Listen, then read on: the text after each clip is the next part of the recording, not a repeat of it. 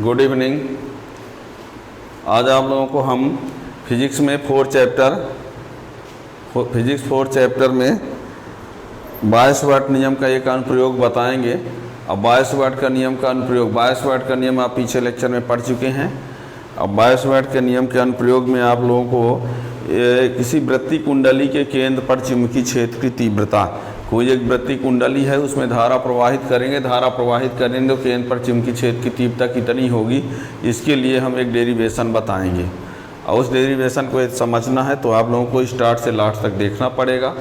और उस प्रकार की और वीडियो के लिए यदि आप लोग चाहते हैं कि हमको और मिलता रहे तो चैनल को सब्सक्राइब करके उसमें आप दूसरे को भी शेयर कर सकते हैं और आपको जो नए वीडियो आएंगे उसका नोटिफिकेशन मिलता रहेगा। यदि आपको लगे कि हाँ ये पढ़ना इसमें सार्थक है ना, तो ये आप आगे नेक्स्ट वीडियो देखने के लिए है ना, ताकि आपको उसका नोटिफिकेशन मिलता रहे। इसलिए चैनल को यदि आप सब्सक्राइब कर लेंगे तो ठीक रहेगा आपके लिए। तो बायस-वाट नियम का अनुप्रयोग, बायस-वाट नियम के कई अनुप्रयोग हैं।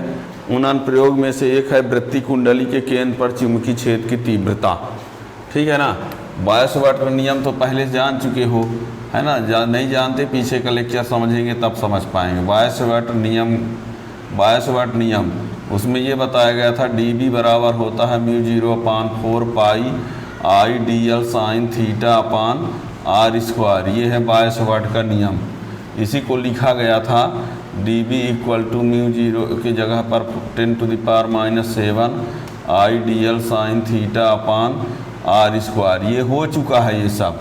इसी को वेक्टर फॉर्म में लिखते हैं तो dB equal to μ0/4 pi I upon r³। ये dl क्रॉस r, ये वेक्टर फॉर्म में। इसी को चाहे तो ये लिख सकते हैं dB equal to μ0/4 pi I upon r²। यहाँ dl क्रॉस r²। याद रखिएगा, यहाँ पर जब वेक्टर है तो यहाँ r³ है, यहाँ r² है तो r² है। ये बायस-वाट का वेक्टर फॉर्म है।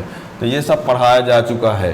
डिटेल जानकारी के लिए आप पीछे का लेक्चर देख सकते हैं। आज हमको बताना है बायस-वाट नियम का अनुप्रयोग। और उस बायस-वाट नियम के अनुप्रयोग में क्या है,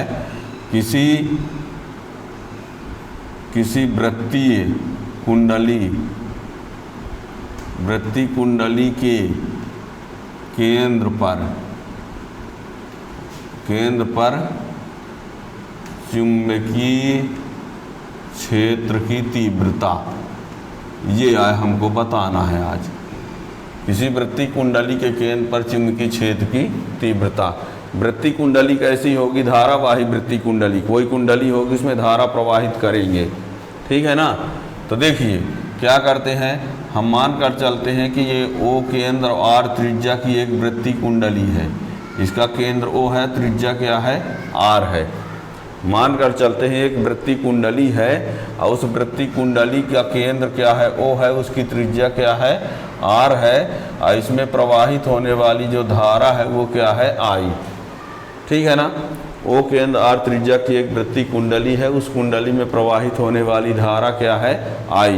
धारा कहेंगे सीधी साइड में प्रवाहित होगी। क्या धारा की दिशा आप बदल सकते हैं, धारा की दिशा आप नीचे तरफ भी कर सकते हैं। तो कहेंगे अंतर क्या पड़ेगा? अंतर आपको ये बता दें, जो चुंबकीय क्षेत्र की तीव्रता होगी वो तो समान रहेगी, दिशा में अंतर पड़ेगा। यदि धारा की दिशा क्लॉकवाइज है तो उसकी अंदर की तरफ तीव्रता होगी, और यदि एंटी क्लॉक है तो उसकी तीव्रता बाहर की तरफ होगी। इसको भी हमने तीव्रता ज्ञात करने के लिए यहाँ ये है palm rule number, right hand palm rule, जिससे ये पता चलता है कि यदि ये धारा को बताए, ये पॉइंट को बताए तो ये पाम का नॉर्मल जो है मैग्नेटिक फील्ड होता है।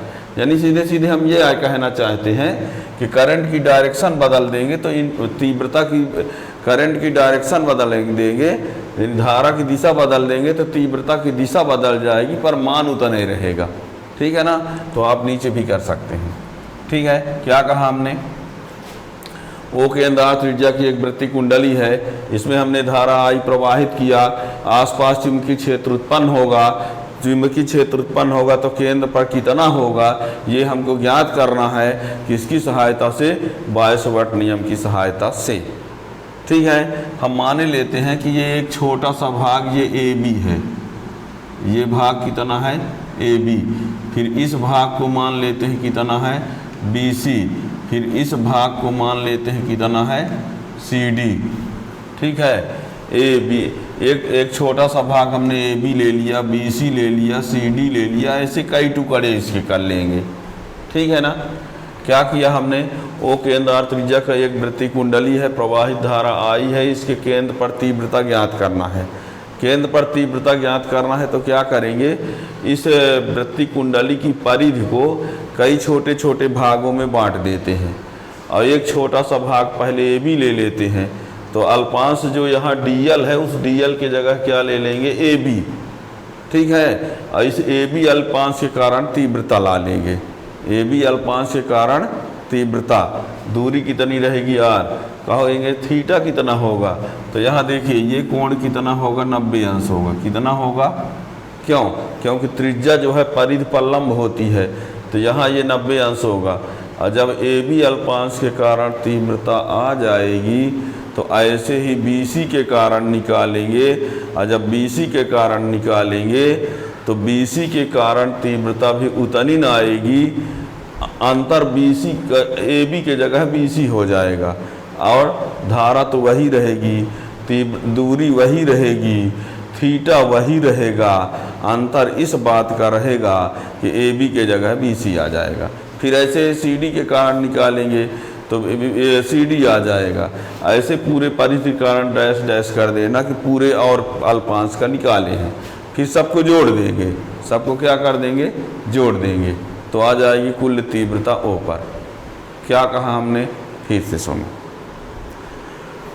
हमने कहा ओ केंद्र आर त्रिज्या की एक वृत्तीय लूप है, कुंडली है, उसमें प्रवाहित होने वाली धारा आई है, धारा प्रवाहित करेंगे, चुंबकीय क्षेत्र उत्पन्न होगा। हमें केंद्र ओ पर तीव्रता ज्ञात करना है बायसवाट नियम की सहायता से। तो हम सबसे पहले क्या करेंगे? परिधि को कई छोटे छोटे पार्टों में विभाजित कर लेते हैं और एक पार्ट ए बी के कारण पहले तीव्रता ला लेंगे बायसवाट नियम लगा के। जब ए बी के कारण आ जाएगा तो उसी प्रकार बी सी का कारण, उसी प्रकार सी डी के कारण, है ना, और कई अल्पांश के कारण ऐसे ला लेंगे, डैश कर देंगे और सबको जोड़ देंगे तो आ जाएगी कुल तीव्रता। ठीक है ना। तो देखिए इसमें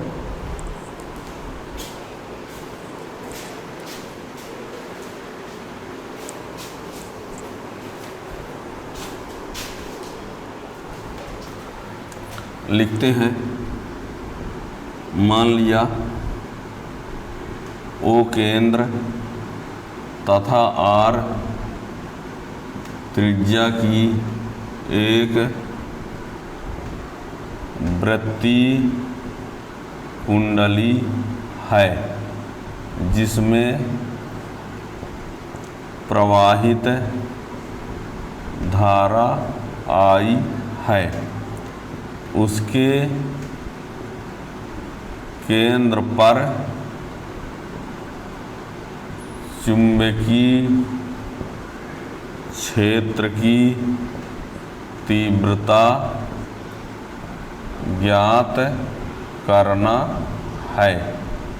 इसके लिए कुंडली की परिधि को कई अल्पांशों A B B C C D dash dash में विभक्त कर लेते हैं। ठीक है। तब अल्पांश ए बी के कारण ओ पर चुंबकीय क्षेत्र की तीव्रता dv1 बराबर बायसवाट का नियम लगा देते हैं। तो mu 0/4 pi I A B sine theta upon are square. यहाँ अल्पांश डीएल है और इस अल्पांश में हमने डीएल नहीं ए बी माना है ना।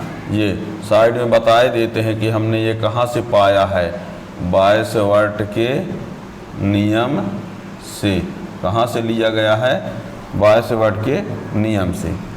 अब यहाँ पर किंतु थीटा बराबर क्या होगा, 90 अंश, इसलिए dB1 बराबर mu 0/4 pi I A B sine 90/r square. Sine 90 1 होता है, तो mu 0/4 pi I A B upon are square, ये dB1 बराबर। तो ये अल्पांश ए बी के कारण तीव्रता हो गई।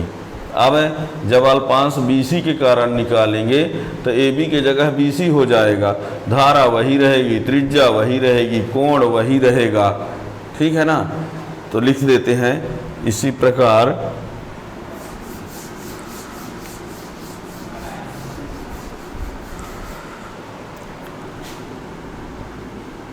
प्रकार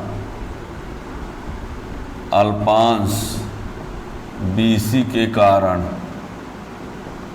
O पर तीव्रता, तो dV2 बराबर mu 0/4 pi I BC upon are square, ठीक है।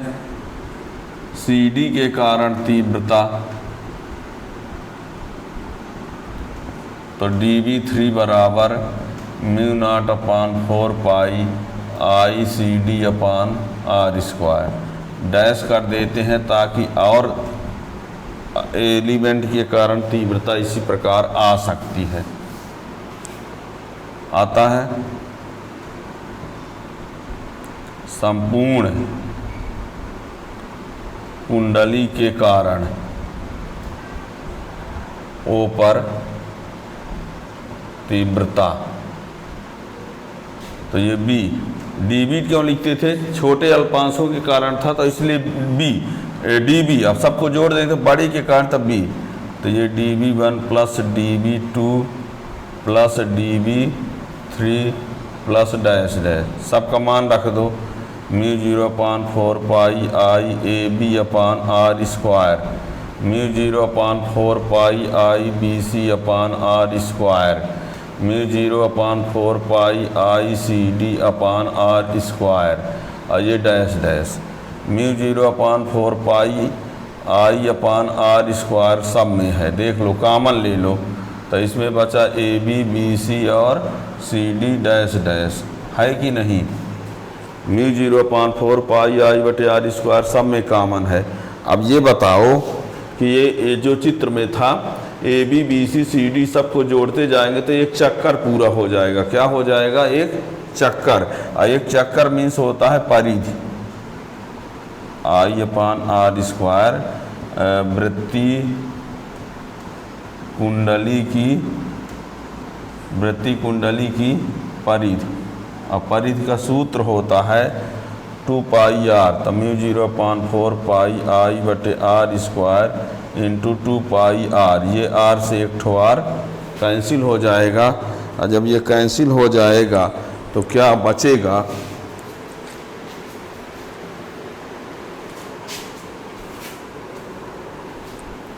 क्या बचा, देखिए तो क्या बचा यहाँ, B बराबर म्यू 0/4 पाई 2πI/R, ये इसका आंसर हो गया टेस्ला, ठीक है ना।